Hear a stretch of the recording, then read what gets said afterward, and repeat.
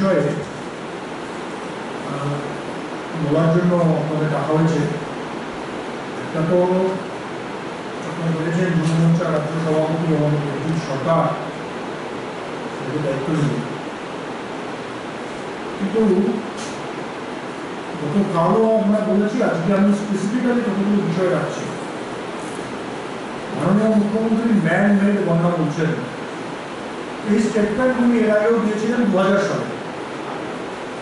তখন রাজ্য সরকারগুলো নিয়ন্ত্রিত যে জলাধার ছিল সেখান থেকে জল ছাড়া নিয়ে উনি বলছিলেন ম্যান মেড বন্যা। এবার উনি একই অভিযোগ করছেন, কিন্তু অভিযোগের তীরটা কেন্দ্রের উদ্দেশ্যে, ডিবিসিকে কেন্দ্র করে। প্রশ্ন হচ্ছে ডিবিসি প্রত্যেক বছরই জল ছাড়ে। উনি একটু অভিযোগ করছেন ডিবিসি রাজ্যকে না জানিয়ে জল ছাড়ছে। উনি মুখ্যমন্ত্রী, উনি ভালো করে নিয়মটা জানেন যে ডিবিসি রাজ্যকে জানিয়ে জল ছাড়ে, আর জল ছাড়া হবে কি হবে না সেটা ডিবিসি সিদ্ধান্ত নেয় না। সেটা সিদ্ধান্ত নেয় একটা ইন্ডিপেন্ডেন্ট বডি আছে, যে বডিতে রাজ্যের অফিসাররাও আছেন, ঝাড়খণ্ড সরকারের অফিসাররাও আছেন, ভারত সরকারের অফিসাররাও আছেন, এবং তার একটা অনলাইন স্ট্যাটাস সবসময় দেখা যায়। সেখান থেকে জল ছাড়ার বিষয় আসে, রাজ্যকে জানানো হয় এবং জল ছাড়া হয়। ডিবিসির যে বাঁধ সেটা যদি ভেঙে যায় তাহলে সমগ্র দক্ষিণবঙ্গ প্লাবিত হবে। দ্বিতীয় যে কথাটা আমি বলতে চাই সেটা হচ্ছে যে এই যে জেলাগুলো সব ভেসে যাচ্ছে, পশ্চিমবঙ্গ নদীমাতৃক দেশ বা প্রদেশ, সেখানে ছোট ছোট অনেক নদী চিরকাল ছিল, খাল বিল পুকুর ছিল, সেগুলো আজকে গেল কোথায়? যেগুলো অনেক জল টানত, সেই জল টানার ক্ষমতা আজকে এতে নষ্ট হচ্ছে না। কারণ আজকে বালি মাফিয়ারা এই নদীগুলোকে চুরি করে নিয়েছে, বালি তুলে তুলে নদীগুলোকে ধ্বংস করা হয়েছে। তার ফলে আজকে নদী জল টানতে পারছে না, পুকুরের ওপর বাড়ি হয়ে গেছে, রাজ্য সড়ক ন্যাশনাল হাইওয়ে ভেসে যাচ্ছে। যতদিন না এই বালি মাফিয়াদের প্রমোটারদের দৌরাত্ম্য বন্ধ হবে ততদিন পশ্চিমবঙ্গে বন্যার সমস্যা মিটবে না। অর্থাৎ আমাদের সেই পুরনো কথা, আগে আইনের শাসন ব্যবস্থা প্রতিষ্ঠিত করুন, তবে আপনি বন্যা নিয়ন্ত্রণ করতে পারবেন। উনি বলেছেন, আমি বলেছি, আমি বলেছি।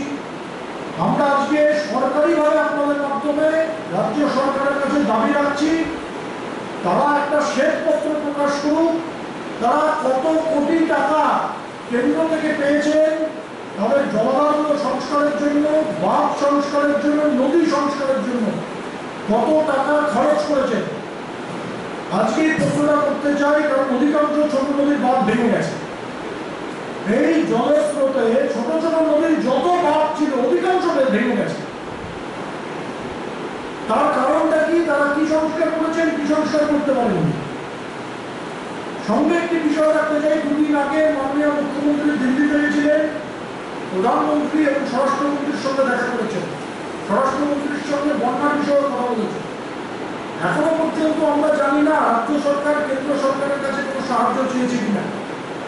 যদি মনে হয় ওনার যে পশ্চিমবঙ্গের এই ভয়ঙ্কর বন্যার অবস্থাতে কেন্দ্র সাহায্য করা উচিত, উনি কেন্দ্রকে বলুন, এবং উনি যদি মনে করেন আমরাও কেন্দ্র সরকারের কাছে আবেদন রাখবো, আমাদের সাংসদ বিধায়করাও প্রয়োজনে কেন্দ্র সরকারের কাছে গিয়ে বলবে যে গুজরাটে 100 মানুষ মারা গেছে, পশ্চিমবঙ্গ একাধিক প্রাণহানি ঘটেছে, আজকেও একটি দুর্ঘটনা ঘটেছে, পশ্চিমবঙ্গ সরকারকে যা সাহায্য করার কেন্দ্র দেবে। কিন্তু উনি চান, এখন উনি কোনো সাহায্য চেয়েছেন বলে আমাদের জানা নেই। এই রাজনীতিটা উনি বন্ধ করুন দয়া করে।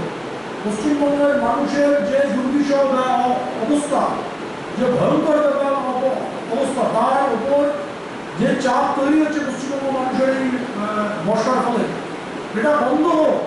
এটা নিয়ে দয়া করে রাজনীতি করবেন না। ওনাদের কাছে আমার এটা আগ্রহ। এর সঙ্গে একটা কার্যক্রম আমি ঘোষণা করছি। আজকে যুব মোর্চার সভাপতি দায়িত্ব নিয়েছেন, আগামী আগস্ট মাসে, মানে যেটা দুদিন পরে শুরু হবে, সেই আগস্ট মাসে ভারতীয় জনতা যুব মোর্চা পণ্ডিত দীনদয়াল উপাধ্যায়ের জন্ম শতবার্ষিকী অনুষ্ঠান উপলক্ষে সারা রাজ্য জুড়ে আগামী আগস্ট মাসে ফুটবল প্রতিযোগিতা করবে। 8টা দলের নকআউট পর্যায়ে খেলা হবে। 7 জন খেলোয়াড় থাকবেন, 2 জন অতিরিক্ত খেলোয়াড় থাকবে। টাইম ব্রেকিং এর ব্যবস্থাও থাকবে যদি ম্যাচ ড্র হয়। 15-5-15 অর্থাৎ 15 মিনিটের ফার্স্ট হাফ, 5 মিনিটের বিরতি, আবার 15 মিনিটের খেলা হবে। কেস জোগাড় করে খেলা হবে এবং বাকি যা নিয়ম আছে অর্থাৎ খেলোয়াড়দের নিজেদের বল জার্সি আনতে হবে, গত 100 টাকা দিয়ে কমিটি থেকে বল পাওয়া যাবে। আর এক্ষেত্রে কমিটির যে সিদ্ধান্ত বা রেফারির যে সিদ্ধান্ত সেটা চূড়ান্ত হবে। বিশৃঙ্খলতা করলে কোনো কমিটির কোনো দলকে কমিটি বাতিল করতে পারে। আগামী 13ই আগস্ট থেকে 3রা সেপ্টেম্বর এই কার্যক্রমটা, এই টুর্নামেন্টটা হবে।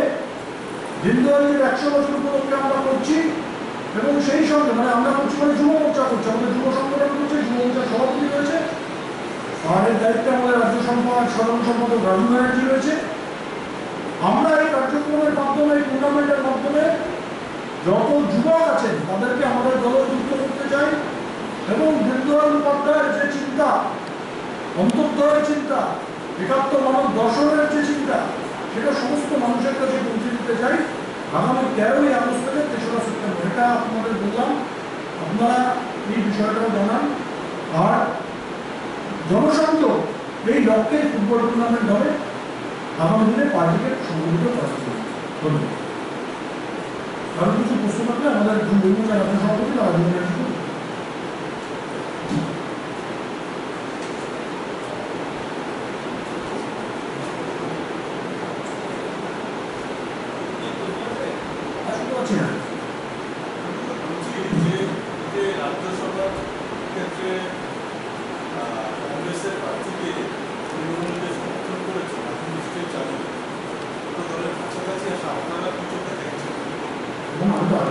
রতনের রতন চিনেছে, একদম রতনের রতন চিনেছে। যত কেউ কয়লা খেয়েছে, কেউ চারা খেয়েছে, কেউ চিটফান্ডের টাকা খেয়েছে, হাম সব চোর হ্যাঁ, সেটা আমার নতুন উদ্যমে শুরু হবে। সেই ব্যানারেই এখন চলবে। নীতিশ কুমার এসে যাওয়ার পরে একদিকে দুর্নীতিগ্রস্ত আর একদিকে দুর্নীতি মুক্ত, দুটো ভারতের লড়াই হবে। দুর্নীতিগ্রস্তরা হারবেন, দুর্নীতি মুক্তরা জিতবে।